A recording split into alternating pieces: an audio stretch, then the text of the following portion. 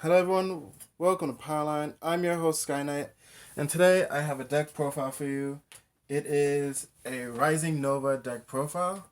I have skidded around the topic of this build for quite some time. I built it once, had no idea what I was doing, and I just did not understand how to play the deck. Seen some people play it, still didn't understand how the deck is supposed to be played, and here I am now finally understand how to play the deck. It is much different than how I'm used to playing Spike Brothers, where you throw down cards and you kill them as fast as you can. This one is about pacing. Um, Not for me. Absolutely not for me. But after learning some patience and learning how to play tempo, uh, I figured it out. I figured it out. So I built the deck. I'm having fun with it, and I'm going to show you my build. It's a little bit everywhere, but I enjoy the fact that it is a little bit everywhere. So let's get started. Mega Analyzer. This is my starter. Trainer's better. I know a lot of you are screaming, but this goes into the soul and helps fuel Shoot Down Kings, uh, Generation Break 3, which I'll get into later.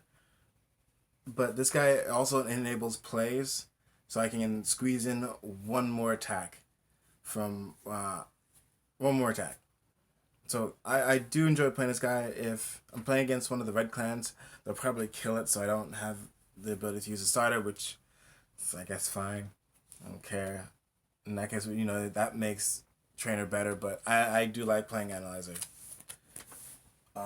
Grade 3s. I'm running 4 Bulldoze Adobe. There were other grade 3s that I could have been using, but one of the things I do enjoy about Spike Brothers is I enjoy the power. And I enjoy the power behind attacking my opponent. And again, there are some great grade 3s that you could use, which would be like Serial Bomber or Skydiver if you're really feeling it. I didn't want to use any. I didn't want to use Juggernaut Maximum because I didn't want to touch the soul. I didn't want to use Hive Maker because I didn't want to touch the soul.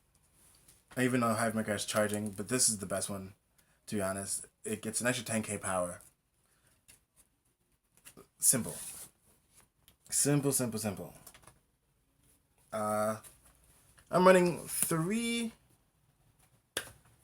Rising Novas. Now you're running 1, you're running 4. I had my case split, and I didn't bother to pick up a 4th. I said I could do it anytime. It came around when I actually built the deck, which was in December. Went to go pick up a 4th. Found out that they were $20, and I was not giving any site or any person $20 for a Spike Brothers card. I'm not doing it. Spike Brothers has usually been in the bottom barrel of support among Bushiroad content, and it's not the sites, it's not the players. I just personally will not give a site or a player 20 something bucks for a Spike Brothers card. Dimension Please, sure. New Nectar, sure, but not Spike Brothers. Absolutely not Spike Brothers. You're not getting no more than $10 from me for a card, unless it's SP. Anyways, Rising Nova. The guy ability.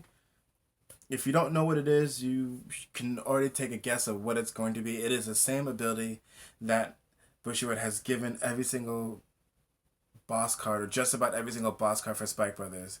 It is when it attacks, throw X amount of cards from your hand into the soul. Superior call X amount of cards. And if you don't believe me, it is on the G Break 2, and it is on the Stride. The same ability. And it is Emerald Blaze. It is on Dudley Emperor. It is on Dudley Lucifer. It is on Bloody Ogle. We have Graceful Catapult, which is a Persona Blast. the Persona Blast version of it. Describe that one. Go get 2 with a Counter Blast 2. And it's it is the same ability rehash. Now there's others that they didn't use the same ability. It would be General Safe Read, which is reveal a grade 3, then call it.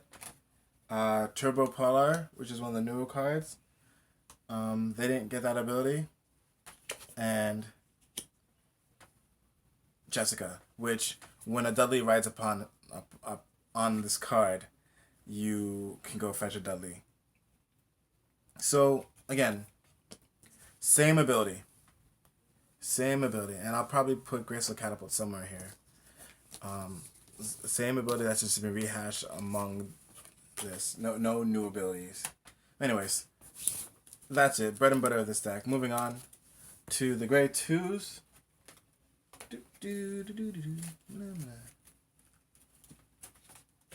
For grade 2s, I run 2 Lethal Forwards. This card is cool. It has charging, so all the units in all the grade 2s and most of the ones have charge.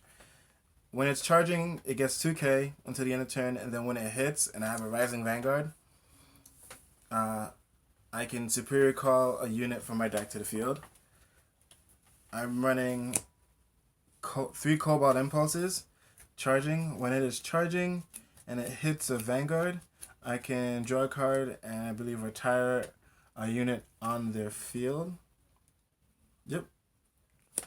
I'm running 3 Mayhem Tigers, charging. When it's charging, and one of my opponents put a grade 2 or less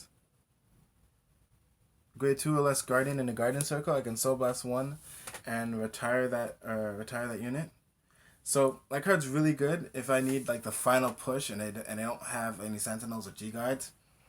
I can just start, removing cards from my soul, which we would have accumulated a lot from, and just start nuking their Guardians to the point where they can't guard.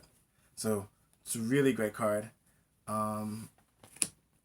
Axe Divers, so they can create some plays in case if one of my units isn't charging, I can play that card and then do some plays and make them charging. And two Winks, because I need another way to Superior Call out another card to create more attacks. Grade 1s, 4 Stride Neighbors. Now normally people run 3. I'm running 4 because again I only have 3 Rising Novas. Somehow I have to get compensated. 3 Frog Raiders because its attack animation is the best. It is a flying dropkick. Air Force Eliza's at 3 because if one of my units is charging and she's boosting, I can Counterblast 1, bind it, bring it back, and if she is charging, they get power. If not, if she's charging, it gets 2k power, and if she goes away, if it's not, she stays. But I get an extra attack out of the thing that she's boosting, so she's great. And lastly, and this is where my giant debate is, for Kiss Marks. 4 Kiss Marks. I'm not sure if I should be running the charge one or her. Now, there are some merits to be running the charge one, and some merits that I shouldn't be running the charge one. So I don't know. It's going to need more testing, more play testing. So far, I want to put the charge ones in, because when I do the Shoot Down King's final turn, I want to be able to call her. Or when I need just some rear guards, I can call out the Charge Perfect Guard. So I don't know yet. I haven't really fully decided what I want to do.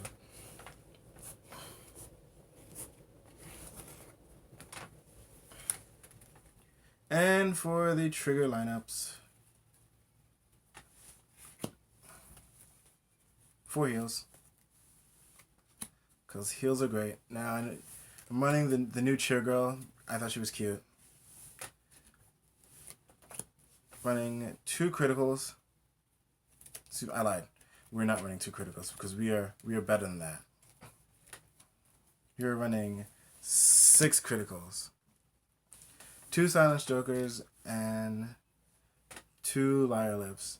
I may change the ratio to go to 4 Silent Jokers and 4 Liar Lips. If I do that, then I can play the Charge Perfect Guards if I go for this. 2 stands. These stands are broken. These stands are absolutely broken. This is my main way of getting my soul. The stand trigger is broken. I was very skeptical about playing a stand in this deck because I don't have anything to stand because they're usually all gone, but absolutely broken. Unless I play this dandy draw trigger, and I only did it because he is super handsome. Super, super handsome.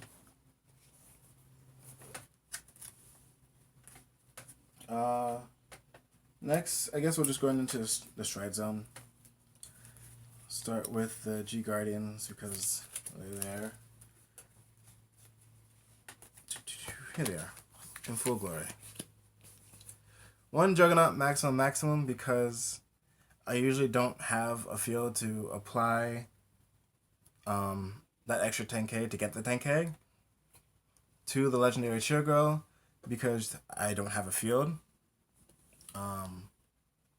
1 Screw because again I need something to back him up.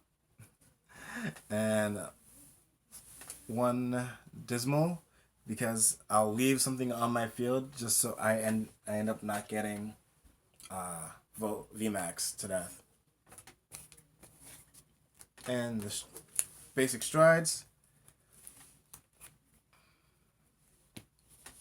Shoot Down King. This is the finishing stride. This is what I'll use to kill my opponent. 2 Picaros because I can get a free field. 2 Heavy Tanks because if I just want to throw it on my hand, this is the perfect grade 4 to do so, and just make everything charging, and whatever's not charging will get power. So this is perfect. 1 Bruce and 4 Supernovas. Supernovas are okay. It's how I feel. It's okay. I'll never have the field to make it the way that it wants to be. So I don't ever expect to have my whole field get plus 10k. I'll never have that. Things are gone. I think they're being unrealistic. So you go into this twice and you'll make 3 charging, and then at some point you'll have a 4th be charging when you. It's complicated. It's very complicated. And guys, that is my Rise and Nova deck profile. Thank you for listening, and have a good day or night.